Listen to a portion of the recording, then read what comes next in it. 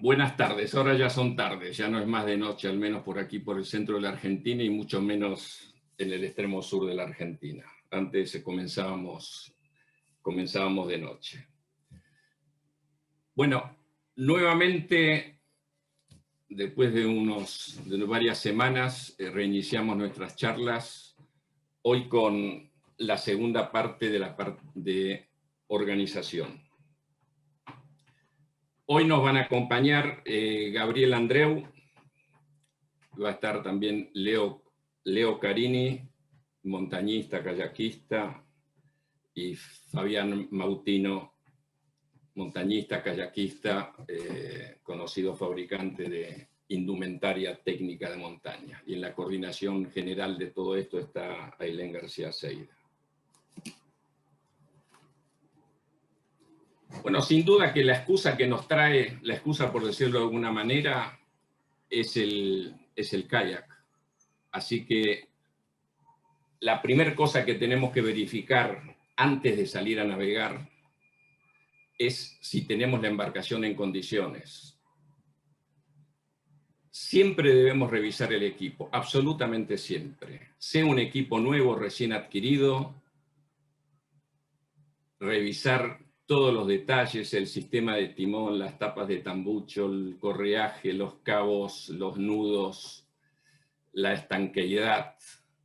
Si es un kayak que lo tenemos en uso hace varios años, sin duda esto es válido. Y si nos lo prestaron también. Entonces, absolutamente siempre revisemos el equipo que tenemos. Revisemos el kayak, que es el medio que nos va a transportar, sea el kayak que sea. Veamos si tenemos un kayak, un modelo, un tipo adecuado al tipo de navegación que pensamos realizar.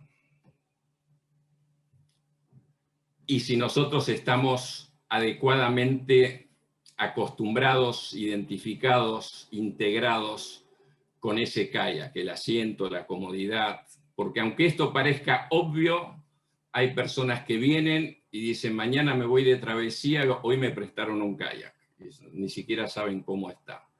Entonces, ya vamos a ir viendo a lo largo de la charla, como sucede siempre, que hay toda una serie de detalles que no tenemos que soslayar y que tenemos que tener en cuenta.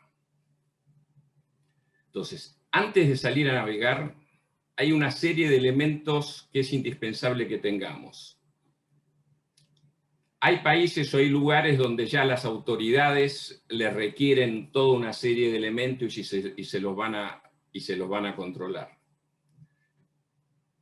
Pero nosotros no deberíamos hacer o cumplir con tener los elementos, el equipamiento, porque alguien nos va a controlar. Tiene que ser nuestro propio sentido de la seguridad, de la prevención, de anticiparnos a lo que pueda suceder, que nos haga estar seguros de que tenemos todos los elementos. Entonces, si bien no es un listado completo, pero están la mayoría de los elementos, como podemos ver, bueno, algo que jamás puede faltar, además de que tengamos otros elementos, es el compás de navegación o la clásica brújula. Hoy día ya tenemos GPS, posicionadores satelitales, handy para poder comunicarnos. Hay lugares en que las autoridades ya exigen estos elementos. A veces nos irrita que las autoridades nos exijan una serie de elementos, pero pongámonos en el lugar de las autoridades y en el lugar que si nos sucede algo, quisiéramos que lo más pronto nos puedan ubicar. Entonces preveamos tener los elementos como facilitar todo esto y no complicarlo. Entonces decía, tenemos el compás, el posicionador satelital, hoy existe el mensajero satelital que nos permite recibir mensajes en cualquier lugar de la Tierra y a su vez contestarlo, y dando nuestra posición y nuestra ubicación. Nos pueden estar siguiendo por internet desde cualquier punto del globo, siguiendo nuestra ruta. Estos son factores que incrementan nuestra seguridad. Hay lugares que también piden un teléfono satelital. En lo que hace a los elementos propios está la indumentaria, ya vamos a hablar, la indumentaria adecuada para el lugar donde estamos navegando, o donde vamos a navegar, en función de la temperatura del agua, en especial el cubre cockpit, chaleco salvavidas adecuado, el silbato, los fósforos, elementos para hacer fuego adecuadamente protegido de la humedad, el botiquín de primeros auxilios. Hay lugares donde hay requerimientos bastante estrictos con respecto al botiquín, pero hay que tenerlo. Ojalá que nunca lo necesitemos, pero si lo llegamos a necesitar, mejor que no nos falte nada. Una bomba de achique, diferentes tipos de bengalas según sea la región o el lugar donde estemos, linterna. Todos los elementos que se tienen, no solo hay que tenerlos, estos son simples objetos, hay que saberlos usar. Esto es otra obviedad, pero sin embargo hay que tener presente las bengalas. Tenemos que saber haber usado una bengala, no sea que por encender una bengala le quememos la cara a un compañero, o nosotros mismos porque la prendemos contra el viento. Si tenemos un handy, tenemos que saberlo usar o estar habilitados para utilizarlo, saber con quién, cómo y de qué manera comunicarnos, saber cuáles las limitaciones que tiene un equipo de mano, la antena, demás. Podemos tener diferentes elementos. Ahora, vamos a insistir una y otra vez que todo tiene que ser probado y todo lo tenemos que saber utilizar. Y tampoco debemos pensar que porque tenemos lo mejor en equipos, ya eso está solucionado. Estos son simples objetos. Es bueno tenerlos, nos van a ayudar. Tenemos que saberlos utilizar.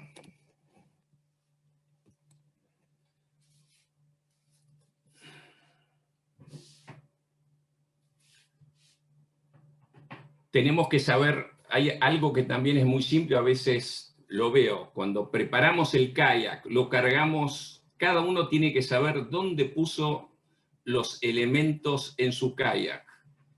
El remo de auxiliar hay que tenerlo, unos prefieren llevarlo en proa, otros en popa, la bomba de achique. El tema es que si hay una emergencia y es necesario, cada uno tiene que saber con los ojos cerrados dónde puso cada elemento que nos pueda llegar a hacer falta. Más de una vez sucede que uno dice, sí, yo sé que tengo tal cosa, pero no sé dónde está. O porque me la guardó un amigo porque yo estaba sacando fotos, entonces no me dediqué a cargar mi propio kayak. Entonces decimos que el kayakismo es una actividad que demanda un sólido juicio y precaución, un análisis, una planificación, un análisis del riesgo. Algunos me dicen, y últimamente me dicen, no, pero ¿por qué hablas de riesgo? Que van a pensar que el kayak es peligroso. Yo les digo, si nosotros cuando cruzamos la calle delante de nuestra casa, en un camino, no miramos si viene un coche, fíjense cuál es el riesgo que corremos. En cada actividad tenemos que prever y tomar un mínimo de precauciones.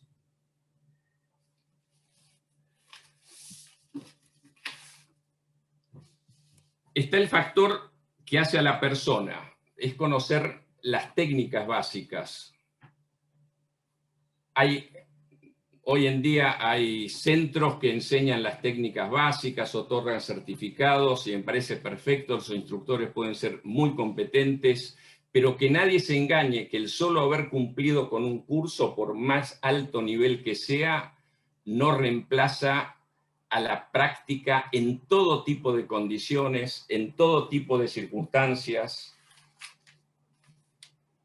Tenemos que estar acostumbrados, o sea, físicamente preparados y psíquicamente preparados para practicar la maniobra que sea necesaria, sea para dar vuelta a un kayak, sea para ayudar a un compañero, sea para rescatarlo en cualquier condición, en cualquier circunstancia.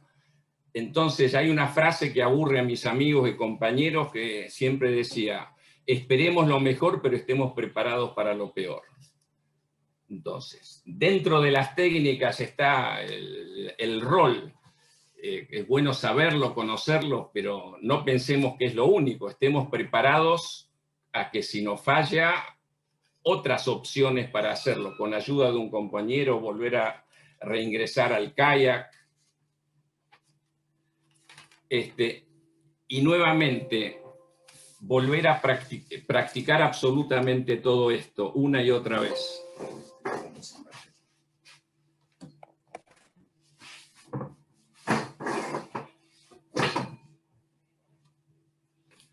Cuando sé que me está mirando Rolfi Di Leo desde Ushuaia, cuando estábamos preparando hace muchísimos años, hace más de 30 años, la expedición al Cabo de Horno y nos estábamos mentalizando, en una oportunidad fuimos con Rolfi a Mar del Plata, había una sudestada terrible, y nos pusimos cerca de la costa a practicar rol, y no hay que abandonar el bote, y veamos cómo me ayuda un compañero. O sea, deseábamos que nunca nos sorprenda, pero nos teníamos que ir preparando. Rolfi se debe estar riendo recordando esas anécdotas. Entonces, tenemos que conocer las técnicas y las tenemos que practicar en todo tipo de condiciones. En el lugar geográfico donde uno esté, se pueden practicar. Quienes estén en el sur, bueno, tienen cambios meteorológicos, climáticos, lo van a tener. Pero quienes estamos en Buenos Aires también, cuando el Río de la Plata hay sudestada, la situación se pone complicada. Entonces, más vale ir acostumbrándonos a las condiciones que no las deseamos o las queremos evitar, pero si nos sorprenden, tenemos que saber qué hacer. En general, las dificultades surgen cuando subestimamos las condiciones, nos sobreestimamos nosotros, analizamos mal la información que recibimos. Entonces tenemos que ser muy cuidadosos. Bueno, tenemos elementos que son los factores climáticos. Entonces antes hablamos de las técnicas de navegación en kayak, que las pueden aprender, hay mucha gente muy competente y que lo va a enseñar. Pero lo principal es saber navegar, es la navegación. ¿Qué significa esto? Y precisamente saber cuáles son nuestras limitaciones, cuál es nuestro nivel y saber reconocer las condiciones, los diferentes factores que nos van a decir si estamos o no en condiciones de dirigirnos a tal o cual lugar o si nos anticipamos evitarlos. Entonces, dentro de los factores climáticos, que son varios, tenemos uno que es el que nos genera las mayores dificultades en general, que es el viento, el cambio en la intensidad del viento. Remando en kayak tenemos una fuerza limitada y jamás vamos a poder ser más que la naturaleza ni tener más fuerza que el viento. Quienes están en el extremo sur del continente, en Chile, en Argentina, saben que allá los cambios son bruscos y en pocas horas en una misma región puede haber cambios de una calma a un viento muy fuerte. Entonces quienes aprenden en esa región es una de las primeras cosas precisamente que se le enseña, esto lo hablo mucho con Atilio Mosca, quien está en Ushuaia, el interpretar las condiciones y saber decidir cuándo se puede y cuándo no, y si vemos que hay signos que presagian algo complicado, saber cómo apartarnos de eso. Entonces, sabemos que en el extremo sur de la Argentina hay vientos, uno está, pero también acá suceden situaciones, acá en el Río de la Plata, que puede haber cambios bruscos de viento y nos pueden complicar. Hoy está con nosotros Leo. Leo Karin, ¿estás por acá? Bueno, Leo tenía para comentarnos justamente algún incidente que tuvo saliendo de acá, de la costa de San Isidro, les cambió el viento y les complicó muchísimo las condiciones. Más, se dieron vuelta toda, la gente se asustó. Por suerte no pasó de ser un incidente, pero el pronóstico que era bueno cambió de golpe, en otra ocasión se interpretaron mal las condiciones y las complicaciones luego aparecen. Hablamos de técnicas, hablamos del viento, y las técnicas tenemos que tratar de saberlas manejar en todas condiciones. Cuando tenemos condiciones de ola, rompientes, fuertes corrientes, tenemos que saber, uno, psíquicamente tenemos que estar preparados para manejarnos en esas condiciones. Y eso siempre nos lo va a dar la posibilidad de haberlo practicado previamente. Leo, estás por aquí, veo. Sí, estoy. No, Leo, lo contanos que, cuál fue la experiencia y el susto que se pegaron en el incidente que terminó bien. mira, lo que me animaste a contar fue que en el año 2017 salimos para acampar en la isla de Lazarte. Y cuando estamos cruzando el Canal del Este, ya antes salimos con un pronóstico de una sudestada leve. Y cuando estábamos cruzando el canal, un poco antes cambió a pampero. O sea, en vez de ser sudeste, pasó a un viento del oeste fuertísimo. Eh, el pronóstico era bueno y ahí cometimos un error. Creer en el pronóstico que iba a cambiar. Y seguimos un tiempito y ya ahí no podíamos volver. El kayak doble tumbó, bueno, pudimos salir, pero fue un momento muy difícil. De hecho, en esa misma tarde creo que se hundieron 3 veleros y hubo como más de 100 maydays en la prefectura. Yo trabajo con barcos de pesqueros, areneros, remolcadores, y siempre el pánico en el Río de la Plata es el pampero que aparece de golpe. El 80-90% de los barcos hundidos del Río de la Plata es un pampero que aparece de golpe, porque la sudestada es muy fuerte, pero es un viento constante, dura horas, se espera. El pampero es violento y dura poco, y bueno, y a veces, en este caso no estaba pronosticado. Y pasó en el club, que en una salida años atrás, año 2013, 2014, también los agarró un pampero, pero da la casualidad que uno de los chicos que salió, esa vez yo no salí, no, ni estaba en el club este, la suegra era la jefa del Servicio Meteorológico Nacional. Le dice, ¿te vas en kayak? Sí, va a haber buen tiempo. Y fue todo lo contrario.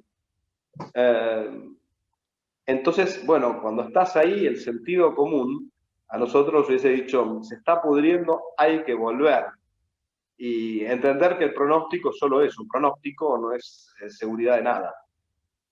Y bueno, nada más, pero es complejo. Hay que mantener la calma cuando tumbás, cuando las olas se te han hecho de metros, no sé, era terrible. Y bueno, pudimos conservar la calma, volver, pero fue muy duro. De hecho, como te decía, creo que se hundieron 2 o 3 veleros. Y bueno, fue muy duro ese momento. Gracias, Leo. Vemos que en lugares aparentemente tranquilos las condiciones pueden cambiar y nos pueden sorprender. Les mencionaba antes, siguiendo con esto, que tenemos que practicar el control y manejo del bote, del kayak, en todo tipo de condiciones.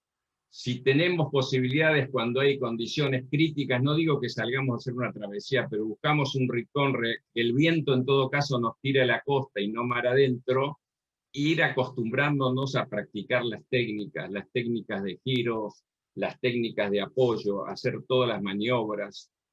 Porque si alguien nunca lo practicó, por bueno que haya sido en un lugar tranquilo, en un espejo de agua, sin movimiento, y algunos psicológicamente se bloquean, entran en pánico, que es lo peor que puede hacer.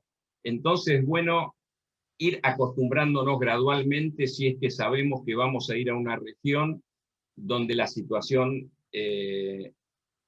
puede ser cambiante y se puede complicar. No pensemos, no, a mí no me puede pasar nada. En el tema en el mar, hay tipos de olas que pueden ser bastante complicadas. Hay veces que no se puede salir de la playa hacia el mar porque hay una rompiente que nos da vuelta y nos manda para atrás. Hay expedicionarios muy conocidos, caso de la alemana Freya y los lugares dando la vuelta a Sudamérica, que intentaba cruzar la rompiente 1, 2, 3 veces, el viento la mandaba para atrás dando vuelta, hasta que conseguía un hueco entre las olas, estudiando bien el ritmo de las olas. Entonces, tenemos que saber reconocer también, si vamos a navegar en el mar, cuál es el tipo de ola, por qué. Sabemos que en las olas influye sin duda el viento, también las corrientes influyen. Hay un elemento que es una gran ayuda precisamente cuando hay viento, cuando hay corrientes, que es el timón. Hay gente que no le gusta usarlo, pueden usar la orza o el skeg, pero son elementos que ayudan muchísimo. El timón en particular, cuando hay viento, es un ahorro de energía muy, muy grande. Cuando nosotros con Rolfi y Leo, que acá está escuchándonos también, hacíamos las travesías por el extremo sur, en esa época no usábamos timón, y me doy cuenta hoy día la cantidad de esfuerzo innecesario que estuvimos haciendo. El simple timón, cuánto que nos ayuda. Es un considerable ahorro de energía. Otro de los factores climáticos que complica bastante las cosas es la neblina, y no es nada agradable estar, ni hablar cuando sucede de noche. Ya en la noche se ve poco, y si hay neblina no se ve nada. Si es de día hay lugares que la neblina baja y no se ve ni a 1 metro. Entonces, tenemos que fijarnos bien, por eso ya en charlas anteriores mencionábamos que cuando uno va navegando, va estudiando ya por reflejo, por instinto, cuáles son las rutas de escape, si sucede algo, dónde puedo salir. Bueno, en el caso de la neblina, ¿por qué digo esto? Porque ya uno se va fijando si es que no tengo el compás o tengo un GPS y me falló por alguna razón o dejó de funcionar, pero me tengo que orientar, y bueno, previamente me estuve fijando de dónde venía el viento, cómo venía la ola, para saber más o menos a dónde me tengo que dirigir.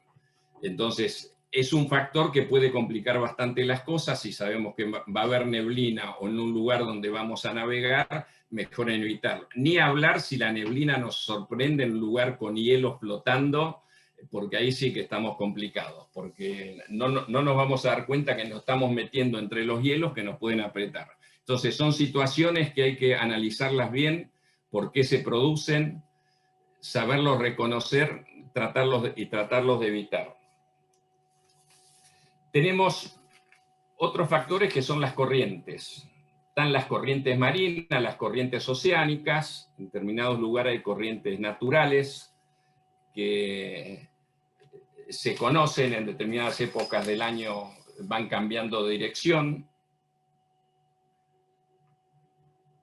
Cuando con Rolfi cruzábamos la bahía Nassau en el sur, sabemos que por la rotación de la Tierra teníamos una corriente de oeste a este de un nudo y medio, algo así. Teníamos que remar 5 horas, o sea, sabíamos que la corriente ya de por sí nos iba a hacer derivar varios kilómetros si no lo compensábamos de alguna manera. O sea que son factores que tenemos que ir conociendo. También las corrientes de marea, o sea, tenemos que tener en cuenta que hay lugares donde hay amplitud de mareas. En lugares donde hay mareas, otro elemento con el que hay que tener y conocer y tener bien a mano es la tabla de mareas. Quienes estamos acá en el centro del país, en la Argentina, la amplitud de marea es muy bajita, así que no nos afecta mayormente.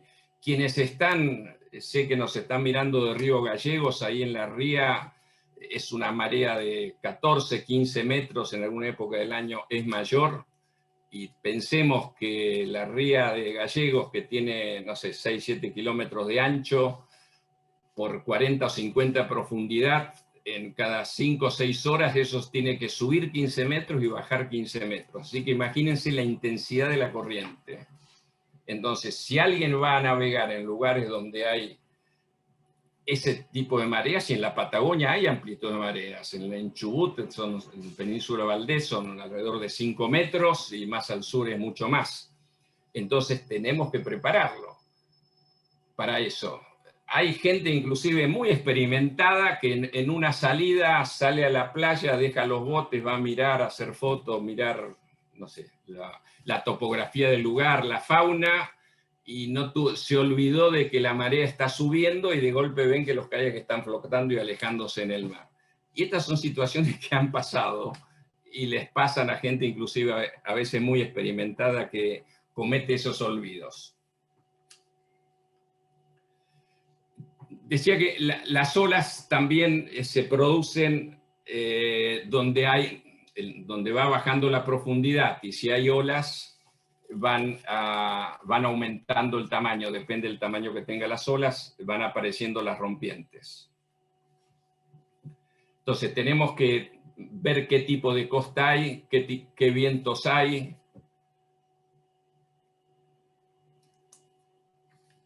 Las rompientes, las corrientes marinas que se producen por efecto de las mareas, especialmente en lugares donde hay canales, islas, pueden ser extremadamente fuertes, muy superiores a lo que podemos navegar en el kayak.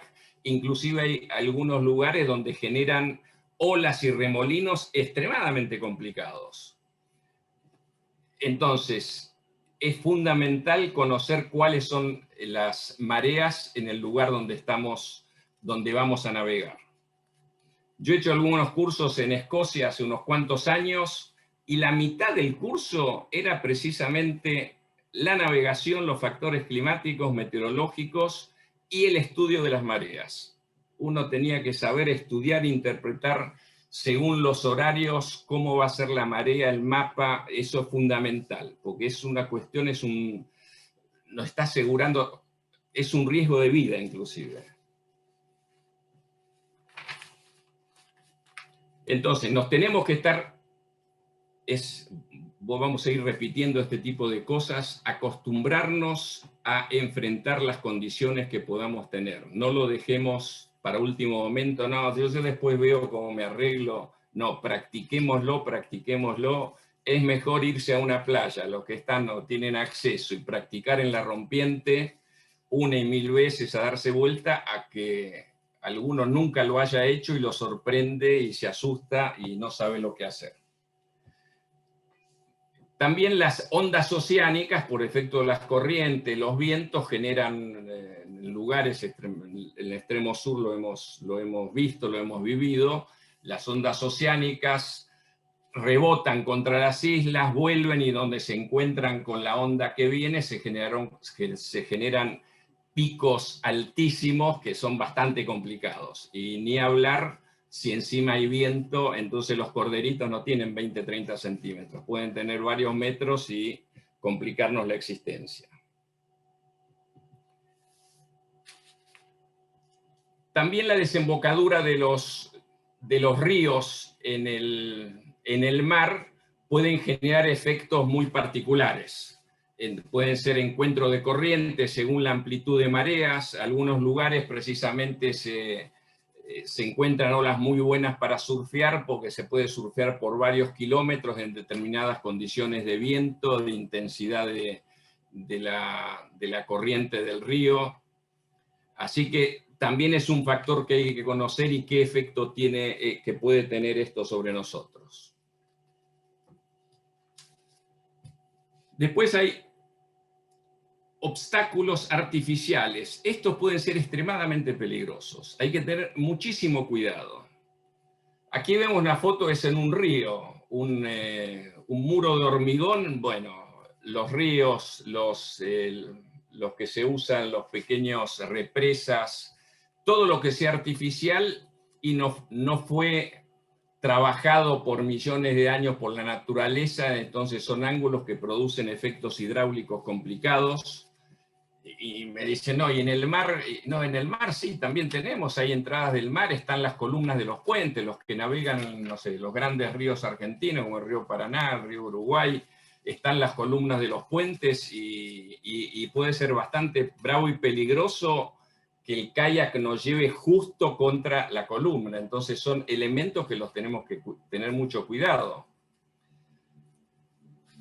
Y no solo los obstáculos artificiales producto del hombre, también los efectos que son de la naturaleza. Árboles caídos en un río. Este es un ejemplo en el río Atuel hace muchísimos años, que un amigo ahí, bueno, la corriente a uno lo lleva por el lado externo, el bote quedó atrapado ahí, por suerte le golpeó el casco, tuvo el reflejo de agarrarse del tronco de arriba y salió del bote. El bote no hubo otra forma que sacarla que en 2 pedazos, por suerte. En una situación como esa es mejor que se rompa el bote a que no se rompa. Por este tipo de situaciones hay varios ejemplos que hubo que lamentar, accidentes bastante desgraciados. También otros elementos artificiales producto del hombre, que son extremadamente peligrosos. Tenemos en la crecida de los ríos, tenemos los árboles, y si el agua pasa a través del follaje, pero nosotros no vamos a pasar, tenemos que tener cuidado. Ni hablar cuando hay alambrados que cruzan el agua, nos pueden atrapar o nos pueden lastimar. Y así hay toda una serie de obstáculos que hay que tenerlos en cuenta. Y por supuesto que nos faltan los peligros y amenazas humanas.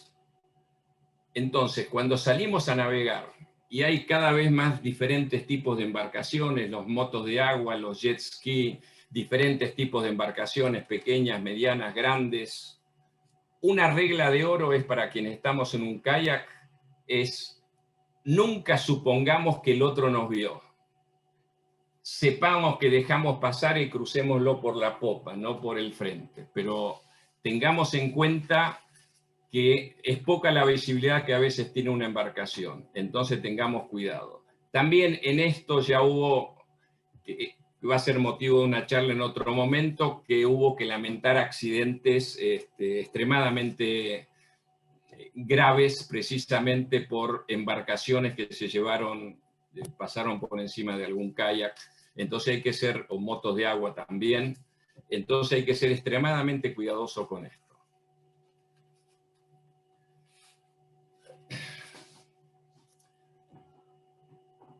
Tratando de resumir un poquito, entonces, que la esencia, la base de un seguro kayakismo es un profundo conocimiento de las técnicas, de nuestras limitaciones, ser responsable con nosotros mismos, y no puedo dejar de mencionar, si somos parte de un grupo, nunca pensemos que todo va en función del más hábil del grupo, no. Tengamos la humildad de decir, no, yo quizás pueda pasar en estas condiciones, pero hay una persona que no tiene suficiente experiencia. Entonces, el eslabón más débil, la cadena más fuerte se rompe en el eslabón más débil. Así que seamos sumamente cuidadosos. Entonces, tenemos que conocer la técnica, ser responsables, tomar todas las precauciones. Precisamente estamos haciendo algo para tratar de disfrutarlo. Entonces, un momento de descuido, un instante de cometer un error puede hacer que esto, en vez de disfrutar, se pueda transformar en algo desagradable.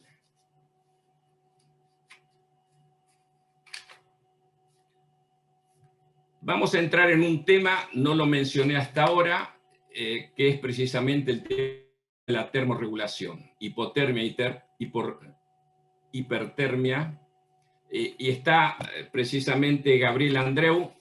Gabriel Andreu es director nacional de competencias deportivas de la Secretaría de Deportes de la Nación, quien nos acompaña. Bueno, buenas noches, Ricardo. Buenas noches a todos los que están escuchando la charla. En principio, te agradezco muchísimo nuevamente la invitación de poder compartir con vos y con toda la gente del canotaje algunos de los conceptos importantes que tienen nuestra actividad y que pueden ser seguramente muy importantes para no solo conseguir la felicidad cuando uno practica esta actividad, sino de hacerlo con el mayor grado de seguridad. En este caso voy a hablar de termorregulación. La termorregulación, que es la regulación de la temperatura corporal, y que tiene dos parámetros muy claros. Uno es la hipotermia, que es cuando la temperatura desciende de los parámetros normales, de los 36 grados, y otra es la hipertermia, que es cuando la temperatura aumenta los parámetros normales. Ambos características de la termorregulación son bastante peligrosas para el cuerpo humano, y de eso, bueno, es lo que vamos a charlar para que de alguna manera se tenga noción de qué se trata y de alguna manera se tenga noción de cómo hay que trabajar y cómo hay que planificar para no padecer ni hipotermia ni hipertermia. Como dije antes, la termorregulación es la regulación de la temperatura corporal. El ser humano tiene una temperatura constante entre 36 y 37 grados, que es el equilibrio entre la producción y la pérdida de calor. El cuerpo produce calor y lo distribuye a través de la sangre por todo el cuerpo y las extremidades. Y cuando llega a la piel se pierde el calor hacia afuera del cuerpo. Entonces, la termorregulación tiene que ver con producir y también tiene que ver con lo que es la pérdida de calor. Entonces, la función termorreguladora permite producir, distribuir y perder calor. Algunos factores que actúan: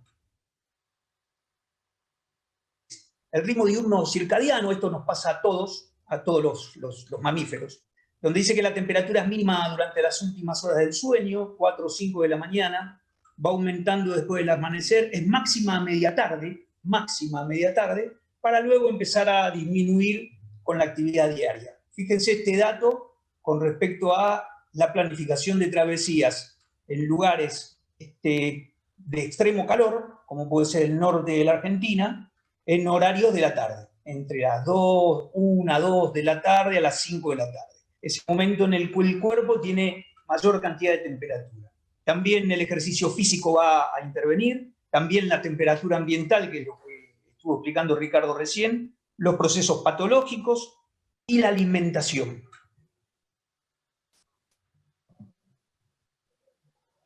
Los mecanismos que tiene la termorregulación en el cuerpo, los que activa el frío, o sea, la falta de calor, que incrementan la producción de calor, o sea, si yo tengo que aumentar la producción de calor, es el tiritar, el hambre, el incremento de la actividad voluntaria y el incremento de la secreción de adrenalina y noradrenalina. Un ejemplo claro es el de tiritar. Todos hemos tiritado teniendo situaciones de frío.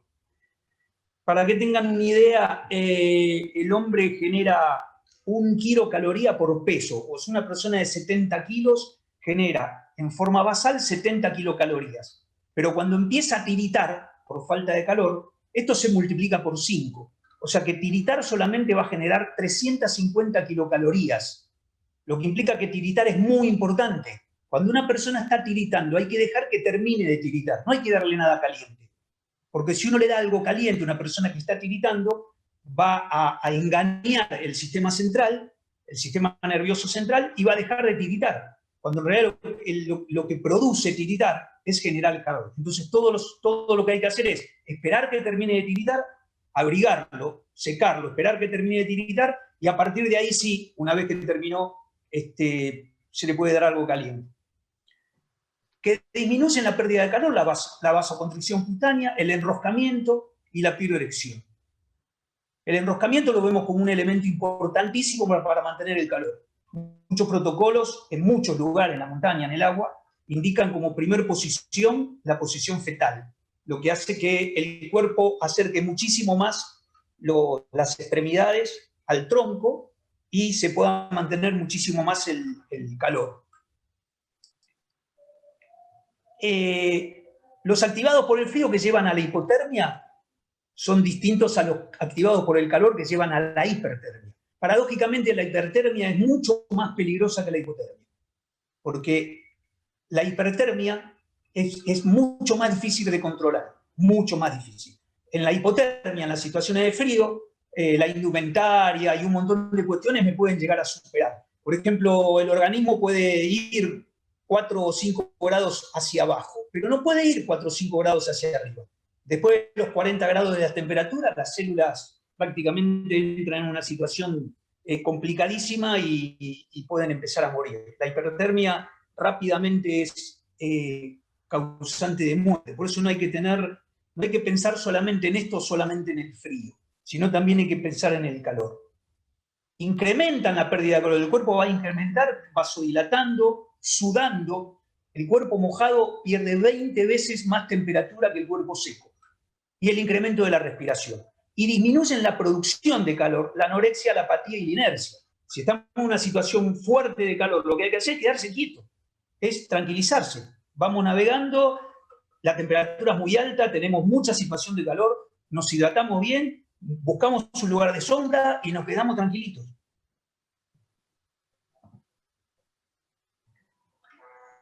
El calor se genera en el interior de las células y llega a la piel. Una vez que llega a la piel se produce la transferencia hacia el ambiente. ¿Está? Nosotros generamos el calor en las células y de las células sale al ambiente. Esa transferencia tiene estos factores que son fundamentales. La radiación es la transferencia de calor por ondas electromagnéticas, el sol, por ejemplo. Un radiador de calefacción, el fuego. Ya estamos cercanos ahí y por radiación nos va a llegar calor. Siempre el objeto más caliente al objeto más frío. Por eso una de las técnicas para recuperar la temperatura en la naturaleza puede ser o el sol o puede ser el fuego. Algo caliente, al margen de la indumentaria y bueno, un montón de otras cuestiones que van a ir apareciendo. Esa es la radiación. La conducción es la transferencia de calor que se produce en objetos que se encuentran en contacto entre sí. Y la cantidad de calor que se intercambia es proporcional a la diferencia de la temperatura entre los objetos. Entonces yo estoy sentado en mi kayak, y el kayak tiene una capa de agua, a través de mojarme y por conducción empiezo a perder temperatura a lo pavo, en todo lo que son los glúteos, la parte posterior de la pierna y los pies. Por ahí yo puedo estar bien abrigado, pero empiezo a perder temperatura a lo pavo, por conducción. El ejemplo más fácil es la bolsa de dormir, el aislante. La colchoneta aislante lo que nos permite es que por conducción el cuerpo pierda temperatura a la noche, a través de pasar la temperatura del cuerpo al piso. La convección es lo que produce el aire y el agua, en lugares de temperatura diferente. Entonces yo me doy vuelta con el kayak, caigo al agua, el agua tiene otra temperatura, entonces por convección mi cuerpo empieza a perder temperatura por el contacto con el agua. Si encima, por afuera del agua hay viento, entonces el viento por convección también actúa rápidamente en que el cuerpo pierda temperatura. En esto, todo lo que tiene que ver con la indumentaria es fundamental. Entonces lo que uno va a intentar tener como indumentaria es aquella que repela el aire y que repela el agua, para hacer estas actividades fundamentalmente en los lugares fríos. Y la evaporación es el principio físico que todo líquido al evaporar se enfría la superficie donde está apoyado. ¿Qué quiere decir? Tanto en situaciones de hipertermia, yo puedo mojar el cuerpo para que pierda temperatura a través de la evaporación, y en situaciones de hipotermia, yo tengo que tratar de que el cuerpo no se moje para que no pierda temperatura a través de la evaporación. Como último, algunos aspectos muy importantes. El entrenamiento físico. Nosotros estos kilocalorías basales se producen, para que el cuerpo los produzca, 1 kilocaloría por peso corporal, necesita energía. Si yo estoy haciendo alguna travesía sin el debido entrenamiento físico, mi cuerpo no va a tener energía para generar kilocalorías, porque estoy haciendo actividad física. Entonces voy a entrar rápidamente en una deuda de kilocalorías. Estar entrenado físicamente favorece muchísimo, no solo al rendimiento general, sino que favorece muchísimo a todo el proceso de la termorregulación. El descanso, lo mismo. Un cuerpo descansado, un cuerpo que hace actividad física luego de un descanso, de un buen descanso, está mucho mejor preparado y mucho mejor predispuesto a perder temperatura por cuestiones de cansancio. La alimentación y la correcta hidratación. O sea, todos sabemos que es importantísima la hidratación. La hidratación lo que produce es hacer la sangre, para decirlo rápido, hacer la sangre más líquida lo que hace que sea mucho más fácil para el corazón llevar la sangre al resto del cuerpo y repartir el calor. Cuando yo no estoy hidratado, esa sangre se hace más espesa y se hace mucho más difícil. Y la alimentación me da la energía necesaria para que este calor se pueda producir y se pueda transportar durante todo el cuerpo. El clima, ya habló Ricardo sobre las situaciones climáticas, eso es fuera de nuestro cuerpo y tiene que ver con los 4 aspectos que nombré anteriormente, la importancia que tiene el tema del clima. Y como último y fundamental, el tema de la indumentaria, que lo que va a hacer la indumentaria es, con una buena planificación con respecto a cómo yo voy a vestirme en cualquier situación, de hipotermia o de hipertermia, o sea, de frío o de calor, me va a permitir mejorar el rendimiento y mejorar los procesos de termorregulación. Si mi cuerpo termorregula bien, va a funcionar bien en todo sentido. Si mi cuerpo termorregula mal, empiezan a aparecer algunas cuestiones no agradables, como puede ser la falta de concentración, la falta de coordinación y la mala toma de decisiones. Aparte del desánimo y bueno, todo es una cadena, todo es una vuelta, una espiral que lleva a resultados no deseados. Por eso este tema de la termorregulación, que lo dije así muy rápidamente, es un tema importantísimo a tener en cuenta en cualquier situación, ya sea de calor o de frío, y tenerlo en cuenta realmente como para poder cumplir con el objetivo que todos buscamos, que es disfrutar de la actividad, ¿no? Bien, por el tema de indumentaria, que es lo que dejaste ahí escrito abajo, lo tenemos hoy con nosotros Fabián Mautino. Así que, con gran experiencia montañista, kayakista, Fabián, y bueno, fabricante de hace varias décadas de indumentaria técnica de montaña, bolsa de dormir, así que digo, bueno, en resumen, comentámonos un poco el tema de indumentaria, que va a ser un tema que vamos a desarrollar ampliamente con Fabián en otra charla, pero hoy nos va a hacer un comentario. Fabián, adelante. No sale tu sonido.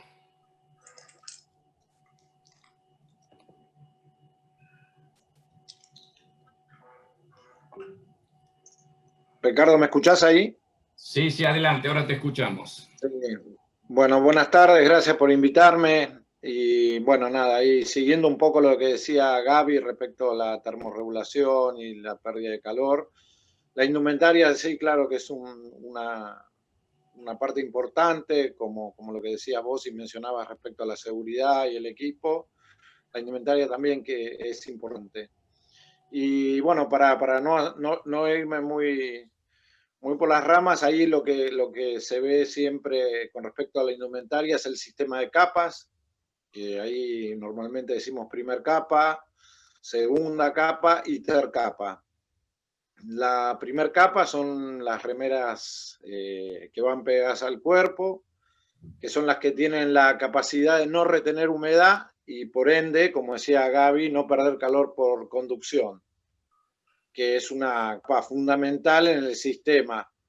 Después estaría la segunda capa, que normalmente son los Polar 100 microesmerilados, todas esas capas térmicas que van en conjunto con la primera, que también lo que hacen es regular la temperatura.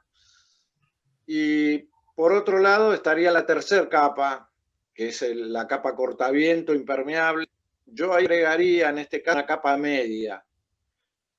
Digo una capa media porque los Polar 200, Softshell y todo ese tipo de prendas no las ubicaríamos como segunda capa, porque manteniendo el sistema de primera, segunda y capa media tenemos la posibilidad de agregar o quitar capas en función a la actividad que tengamos. Más actividad, quitamos capas, menos agregamos y de esa manera estamos regulando la temperatura, que es clave, como decía Gabriel. Con respecto a la tercera capa, esta sería la capa aislante, perdón, no la aislante, sería la capa cortaviento y la que conserva el calor, y en función a eso agregamos o quitamos capa. Y después estarían las capas aislantes de dueto o material sintético, pero estas están más ligadas a un trabajo estático o de poco movimiento. Creo que, Fabián, no sé, es más largo el tema, pero... Sí, Fabián, quienes navegan en aguas frías en el sur, bueno, hoy cada vez son, no porque sean baratos, pero son más los que utilizan los trajes secos. ¿Qué usan debajo de los trajes secos? Porque el traje seco te hace impermeable, estás protegido del agua. ¿Y abajo qué? Y abajo lo ideal sería poner una primer capa y una segunda capa. Que tenemos la camiseta, que lo que hace es no retener humedad, como decía Gaby, y por ende no perder calor por conducción. Es decir, ahí ponemos una camiseta de algodón, el algodón tiene la capacidad de retener 10 veces su peso en agua. Y entonces esa humedad es lo que nos está sacando por conducción el calor del cuerpo. La camiseta de primera lo que hace es no retener la humedad y pasarla para la capa siguiente, que la capa siguiente sería un Polar 100, que tiene la capacidad de retener la humedad y expulsarla para afuera, retener el calor y expulsar la humedad para afuera. Y el traje seco complementaría el sistema este de capas. Perfecto. Y bueno, y también algo, es una discusión que tenemos con vos de hace muchos años. Duvet sí o duvet no para usar en el agua, porque si se moja no sirve. Bueno, eso es un debate que tenemos eso con Fabián. Contestalo vos. El defensor del duvet y del sintético. Bueno, en estos temas hay muchas cosas y en otra charla con Fabián Mautino vamos a profundizar y nos va a informar bien sobre qué tipos materiales. Hoy la tecnología nos pone al alcance a precios muy accesibles diferentes tipos de elementos. A veces se paga más por alguna marca, pero ¿quién mejor que Fabián para ilustrarnos sobre estos temas? Nos están llegando muchas preguntas sobre diferentes temas que ya veremos cómo contestarnos o nos van a dar pie precisamente para el armado de una próxima charla. Con vos, Ricardo, Fabián. discúlpame, sí. Hay una pregunta específica para Gabriel Andreu. ¿Qué pasa con la ingesta de alcohol y la hipotermia? No sé si estás por ahí, Gabriel, para poder responderla. Sí, excelente pregunta. Había otra también, había un dato que también rápidamente voy a contestar porque hay un concepto de uno de los participantes que también es muy bueno. El alcohol es vasodilatador, entonces lo que produce el alcohol es una sensación de calor, porque al ser vasodilatador la sangre lleva más calor a las extremidades, a los lugares más sensibles, como es la nariz, los pómulos, los dedos de las manos, los dedos de los pies. Por ende, el alcohol lo que hace es acelerar la pérdida de calor. Si una persona que está en una situación de frío, si tiene frío, lo peor que puede hacer es tomar alcohol, porque eso va a darle una sensación de calor inmediata y una pérdida de calor luego de la sensación de calor. O sea, va a tener mucho más frío con consecuencias que a veces no son interesantes. Y rápidamente había una persona que decía lo de tiritar. A ver, lo tengo acá está. Carlos Villafañe decía que hay que tener cuidado porque al entrar en hipotermia severa también se deja de tiritar. Es exactamente así, Carlos. Es exactamente así. En la hipotermia, cuando es más severa, la persona no va a tiritar. Pierde el control de su cuerpo, el cerebro funciona casi perfectamente, casi bien, puede mirar todo su entorno, pero no tiene ninguna posibilidad de reaccionar. No reacciona, no puede hablar, no se puede mover. Es exactamente así. Son situaciones de hipotermia severa, pero luego de ese estadio, donde seguramente si está mojado le vamos a poner ropa seca, donde lo vamos a abrigar y donde vamos a empezar a preocuparnos por su tratamiento, va a venir en su recuperación, va a venir un proceso en el cual el cuerpo va a tiritar. Lo que yo digo que en el momento de que el cuerpo va a tiritar, en esos casos de hipotermia severa muy fuertemente, como si fuera una convulsión, hay que dejarlo que eso suceda hasta que eso pase. Y cuando eso pase, bueno, siempre con las técnicas de sacarle la ropa mojada, ponerle la ropa seca, inclusive abrazarlo entre 2 o 3 personas, o sea, mantenerlo entre 2 o 3 personas hasta que empiece a tiritar. Cuando empieza a tiritar se lo saca. Si tenemos manta, si tenemos fuego, si tenemos estufa, y si hay sol, sol. Tratar de darle calor por distintos lugares. Esto puede tardar varios minutos, yo diría hasta pasada la hora, para que el cuerpo se pueda llegar a estabilizar. Por eso es muy importante lo que dijo Villafañe y es muy acertada su cuestión. Otra cosa que tenemos que agregar en los casos de hipotermia es que el organismo tiene un mecanismo de defensa natural. Entonces, cuando entramos en hipotermia, el organismo naturalmente inhibe la circulación en todos los órganos periféricos y lo limita únicamente a los órganos vitales, como son el corazón y el cerebro. ¿Y qué pasa? Cuando una persona está en esto y se le toma el pulso, y probablemente no se lo percibe porque a lo mejor tiene un pulso de uno, no sé cada cuántos segundos, y dicen, no, esta persona. Entonces, una regla de oro es que una persona que está en hipotermia no hay que darla por perdida, por muerta, hasta que se la reanime, se despierte y recién después se pueda ver qué es lo que se va a hacer. De cualquier manera, es un proceso gradual. Pero es interesante que uno solo no sale de esa condición, tiene que ser con RCP, con ayuda externa, porque solo uno no sale. Yo agrego algo que puede caer fuerte lo que voy a decir, pero científicamente los médicos especialistas en hipotermia lo dicen así. Un cuerpo está muerto por hipotermia cuando se lo vuelve a 36 grados y está muerto. ¿Está? O sea, inclusive el caso en el mundo certificado de una persona que cuando la encontraron en una grieta tenía menos temperatura, esto científicamente, y se recuperó. Cuando en Suiza una esquiadora se cayó en una grieta, cuando la fueron a buscar, el cuerpo tenía 12 grados, 12 grados.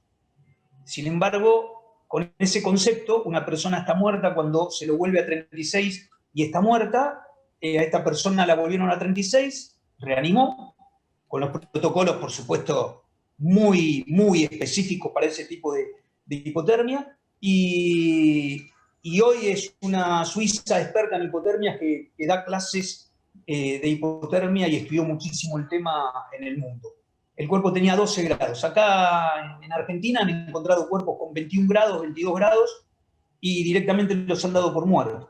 Entonces, digamos, son temas, es muy importante lo que decís, ¿no? Hay que recuperar a la persona y bueno, y seguir para adelante. Bueno, están llegando diferentes preguntas. Hay una que te paso a vos, Fabián, porque justamente sí. Ahí preguntan de llevar una bolsa de dormir y una bolsa de vivac para complementarla. Si la bolsa de vivac es... Sí, Fabián, te dejo a vos. No, está bien, sí, normalmente, y dependiendo del tipo de salida que se hagan, se lleva una bolsa de vivac para complementar la bolsa de dormir, o usarla en forma independiente, dependiendo la actividad o la necesidad que se tenga. Sí, eso es correcto. Una bolsa de vivac le aumenta un par de grados a las bolsas de dormir, pero en el caso de una necesidad así de emergencia, meterse en la bolsa de vivac, que no tiene nada, es solo la tela, ayuda mucho, sí.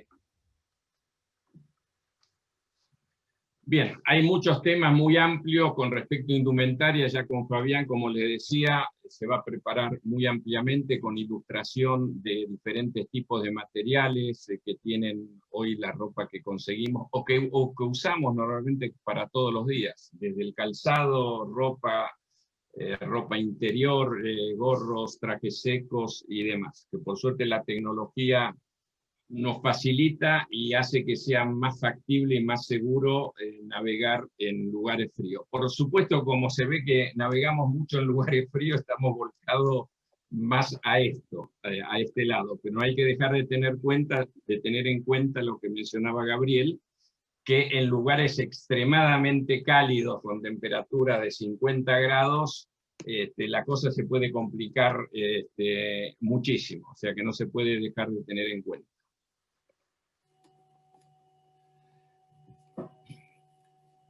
Me piden de todos lados justamente que aproveche las charlas para salgo un poquito del tema, para hacer algunos comentarios útiles. Entonces, hoy el comentario del día, porque es algo muy común, lo vemos todos los días, es ¿cuál es la manera? Hay muchas formas de transportar el kayak arriba de un vehículo, porque para llegar a cualquier lado lo tenemos que transportar. Hace más de 40 años que viajo, he hecho cientos de miles de kilómetros, si no exagero, usando diferentes métodos. El más efectivo, a mi humilde entender, es precisamente como muestra la foto. Llevarlo boca abajo sobre las barras, no hace falta ningún tipo de cunas.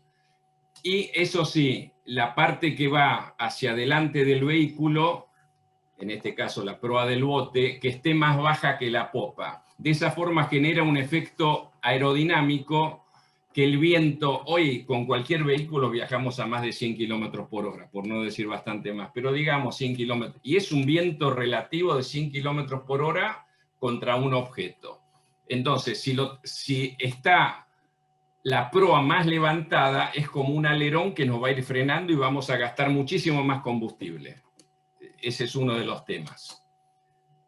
Es fundamental asegurarlo al vehículo. Entonces, la atadura más importante no es al portaequipaje. Algunas cosas que transportan, puede ser kayak, escaleras, colchones, lo que se les ocurra. En nuestro caso es el kayak. Pueden volarse con portaequipaje y todo. Entonces, hay que asegurarlo en V invertida, en los extremos del vehículo, algún lugar debajo del paragolpe, y si no, un lugar muy bueno siempre es la bisagra del capot, que es un lugar extremadamente fuerte. Uno así puede viajar. Acá estoy con 3 kayak dobles y hemos hecho viajes de miles de kilómetros con esto. Entonces, esta es una sugerencia para tener en cuenta. En la Argentina estamos acostumbrando a hacer viajes de larga distancia. Y además, de esta manera, es el medio que el kayak menos se daña, porque el brazo de palanca, cuando ajustamos en proa y popa, es muy fuerte. Las cuerdas, los cabos que lo sujetan en el centro copian la forma del casco y no lo deforman. Cuando lo llegamos boca arriba, generalmente estamos deformando el casco. Así que les dejo este comentario del día, pero en el futuro vamos a agregar otro y en una charla probablemente hagamos toda una serie de comentarios porque estamos recibiendo preguntas al respecto.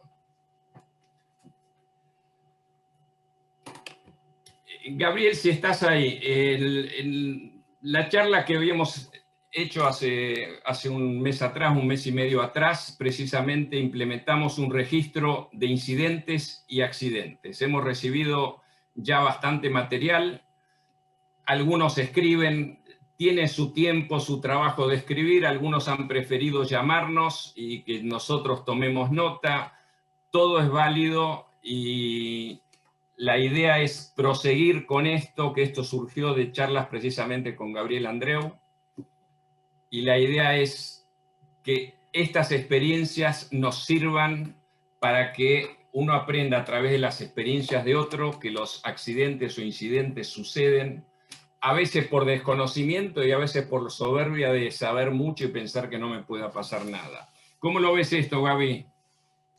No, como hablamos en las charlas pasadas y he charlado con vos, a mí me parece fundamental que haya un lugar, un sitio de registro de incidentes y de accidentes donde la gente en forma anónima vuelque su experiencia, porque no hay ninguna forma de mejorar ni ninguna forma de hacer las actividades más seguras sin contar con la cantidad de situaciones y de experiencias que hemos pasado todos. Y nosotros, acá hay 87 participantes. Si los 87 participantes nos lleváramos 4 o 5 horas contando nuestras experiencias de incidente o accidente, yo les puedo asegurar que aprenderíamos muchísimo. Si a su vez ese filtro, que es lo que vamos a trabajar con el tiempo, se puede filtrar por zona, por lugar, con situaciones, bueno, eso ya tiene situaciones de clima y demás, nos va a dar una información terrible. Entonces yo voy a ir a navegar al río Uruguay entre tal lugar y me voy a meter a ver qué incidente o qué accidente ocurrió en kayak en el río Uruguay. Y voy a aprender algo por ahí. Pasó algo que yo no lo tengo en cuenta o pasó algo que yo no sabía que podía pasar. Esto sucede, a ver, los protocolos más serios en el mundo sobre la seguridad son los de aviación. los protocolos de aviación. Cualquier acontecimiento de aviación, una perilla tiene que funcionar la primera vez que la pulso, pero no funcionó la primera vez, funcionó la segunda, los pilotos lo anotan y eso va a una parrilla de evaluación. Y dice, tal avión en tal circunstancia, la perilla que tenía que funcionar de una vez funcionó en 2 veces. Es la única forma de ir mejorando todos los procesos de seguridad y ir aprendiendo todos cuáles son las cuestiones que nos pueden llegar a pasar. Con respecto a lo que dijo Ricardo al principio, que una persona le había comentado, pero vas a decir que la actividad de kayak es peligrosa. Sí, señores, la actividad de kayak es muy peligrosa y se murió mucha gente navegando en kayak, como se murió mucha gente escalando montañas, como se murió mucha gente caminando por la selva, y como se muere mucha gente cruzando la calle. O sea, las actividades son peligrosas. En la medida que yo cruce por la banda peatonal, con el semáforo bien y con todos los autos parados, no voy a tener problema. Lo mismo pasa en la naturaleza. Si yo voy a la naturaleza con la mayor cantidad de planificación, sobre todo de mi actividad y sobre todo de la seguridad, no voy a tener problema. Pero lo que no podemos dejar de entender de que lamentablemente se ha muerto mucha gente con estas actividades y lo que se pretende es que en el futuro mueran menos o dejen de morir. Esto con todas las actividades en la naturaleza, absolutamente con todas. Por eso el registro, que recién arranca, yo no conozco, si bien hace muchos años estoy pugnando por esto con un montón de sitios de montaña y demás, yo no conozco lugares donde existan estos registros. Por eso es difícil, arrancamos prácticamente de cero, es muy difícil empezar a implementarlo, pero en la medida de que todo el mundo vaya haciendo sus aportes, seguramente en 6, 7, 8 meses vamos a llegar a un formato de registro que nos va a servir a todos y que nos va a enseñar a todos. Sí, así que les vamos a hacer llegar, terminada esta charla, mañana pasado les haremos llegar el link para el enlace para que puedan tener, quienes les interese la grabación de esta charla.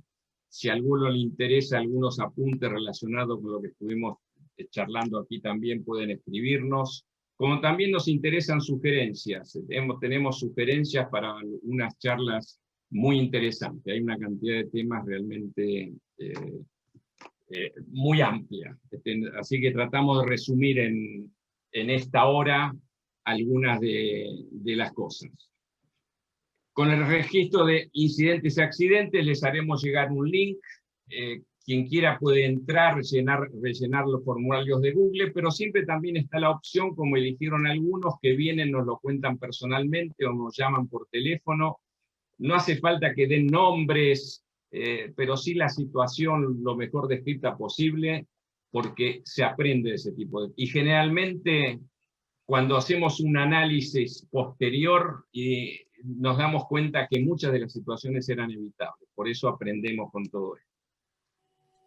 Ricardo, sí. Acá Leonardo González dice que el registro de eventos es algo bastante popular en USA y es realmente importante. Tiene razón, tiene razón. Estados Unidos y los países europeos, Australia, manejan en las actividades de registro de accidentes y aprenden muchísimo de ahí. Es más, los protocolos de atención por accidentes, les doy ejemplo en lo que es avalancha, por dar una idea, salen de todos los registros de accidentes y de todas las evaluaciones que se están dando. Entonces, la UIA, que es la Unión Internacional de Actividades Alpinas, que es la que maneja los protocolos de avalancha, va cambiando esos protocolos en la medida que esos registros van aumentando la cantidad de experiencias. Sin ir muy lejos, el RCP. El RCP es un protocolo que va cambiando a través de tener registros de las situaciones que van pasando. Entonces, Leonardo, es exactamente lo que vos decís. Lo importante es que nosotros en Argentina, por lo menos hasta donde yo lo sé, por ahí me equivoco, hasta donde yo sé no tenemos un registro de esto. Entonces sería bueno empezar a implementarlo. Listo, por eso estamos, Leo. Sí, disculpame, hay un par de preguntas que me parecen importantes. Una dice, ¿qué competencias, conocimientos considerás que debe tener un instructor de kayak y, por otro lado, un guía para estar a cargo o al frente de un grupo? Mi pregunta es debido a que en nuestro país no hay regulación de esas actividades, guía de kayak o instructor de kayak. Bueno, realmente es una pregunta muy importante. muy importante. Como no hay todavía nada, pienso que uno tiene que ver efectivamente la idoneidad y la experiencia real que tiene la persona. De alguna manera, el mundo es chico y no es difícil averiguar qué experiencia, qué idoneidad tiene, porque eso nos garantiza. Yo difícilmente puedo enseñar algo, si teóricamente, si yo no estuve en determinadas circunstancias. Pienso que este es un tema que lo vamos a desarrollar un poquito más ampliamente, inclusive con la participación de algunas personas que son interesantes, pero este es un tema muy importante. Así que... hay una pregunta más. ¿Qué equipo de reparación de kayak recomiendan llevar para una salida de varios días? No me río. Mira, veamos que tengamos un kayak en condiciones. Un elemento que nos sirve de ayuda como para salir adelante es la cinta plateada, que se le llama Duct Tape, la cinta plateada que es impermeable, que de las roturas más pequeñas que pueda haber nos ayudan a salir del paso. Porque eso, yo hace muchos años que no llevo ni resina, ni nada de eso. Con la cinta plástica esa plateada se puede zafar. Y si el bote se partió en dos, difícilmente pueden solucionarlo en el lugar. Pero ya también es un motivo de una charla de consejos útiles, precisamente cómo solucionar problemas que se nos puedan presentar en una travesía, ya sea que usemos botes de plástico, de polietileno rotomoldeado, de fibra de carbono, porque en determinadas condiciones todos se pueden llegar a partir, o no. Entonces, es motivo de una charla donde vamos a ahondar precisamente en estos temas, así que agradezco la pregunta, me recuerda de comentar que esto lo tenemos muy en cuenta. Hay una última consulta que dice, ¿cómo se evalúa la capacidad de los que se inscriben en una travesía? Muy buena pregunta esa, es una pregunta de fondo. Bueno, pienso que acá hay que evaluar dónde es que vamos a ir a navegar, los factores climáticos, todas estas cosas que estuvimos viendo, cuáles son las posibilidades que puede haber de cambios de clima. Hay mucha gente que va a Martín García, es un ejemplo acá en Buenos Aires. Sé que nos miran de Chile, el extremo sur, de diferentes lugares. Acá en Buenos Aires hay por ciento gente que cruza el Río de la Plata. El Río de la Plata, si está planchado, es una laguna, no hay ninguna dificultad. Pero ojo que si se complica, puede ser extremadamente difícil. Así que uno tiene que ver con quiénes está y en última asesorarse por gente con experiencia. Esta pregunta es muy importante, me parece que es clave y me parece muy bien que la haga la persona que la hizo. Hablar con gente que tiene real experiencia, ha hecho cosas, saber cómo le sugiere para evaluar el nivel de las personas que están. Yo tengo una anécdota que me viene al caso. En el año 85, con un grupo de personas íbamos a navegar por primera vez el canal de Beagle. Rolfi y Leo, si estás por ahí escuchando todavía, Luis Mac, se van a acordar porque ahí nos conocimos. Y había un grupo de personas acá que se creía en condiciones, veía, pero yo veía que les faltaba. Bueno, aprovechamos un día que había sudestada, salimos al río y creo que se dieron vuelta todos. Ahí dijeron, no, muchachos, nos falta un poco todavía, tenemos que esperar un poco más. Por eso es bueno practicar todas las cosas y ver cuán claro las tienen. Pero es muy importante este tema. Bueno, yo les agradezco la presencia de todos una vez más. Seguimos con esta temática. Con gusto recibimos sugerencias de temas a abordar o cómo abordarlos. No esquivamos tratar de ningún tema que esté relacionado con lo que nosotros buscamos. Así que le agradezco en primer lugar la presencia de todos quienes nos estuvieron escuchando, a Gabriel Andreu, a Fabián Mautino, a Leonardo Carini, todos montañistas y kayakistas. El único que no soy montañista soy yo. A Ailén, porque estuvo coordinando hace varios días, que está preparando todos estos detalles. salgan bien o mal, pero todo requiere una planificación.